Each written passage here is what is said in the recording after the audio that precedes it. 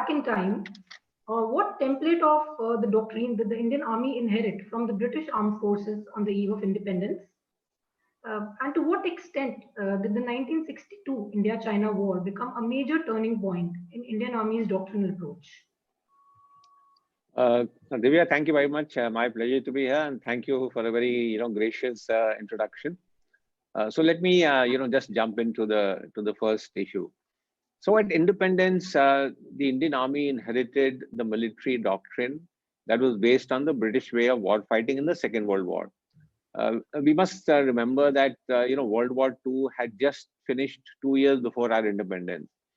So all the practices that we had were inherited from our experience during the Second World War.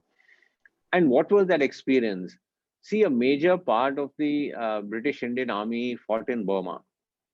So I know there were a few units which went to North Africa, to Italy, but our major experience was war fighting in Burma, which was fighting in the jungles, fighting in the hills, infantry domination, tactics. That was what was inherited from the British. The period immediately after independence was also a period of great churning within the Indian Army. So within 2 months, we were involved in the 1947-48 war with Pakistan. Also, there was a massive drawdown of the military forces.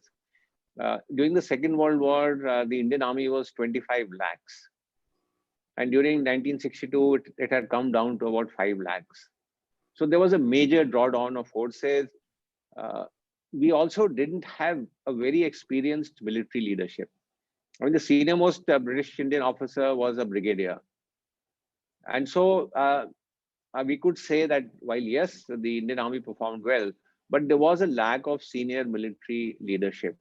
So in this period of churning, that took place immediately after independence, really, we just continue to follow, the British way of fighting, the British doctrines. There was not much thinking about, an independent doctrinal development in the Indian Army immediately after independence.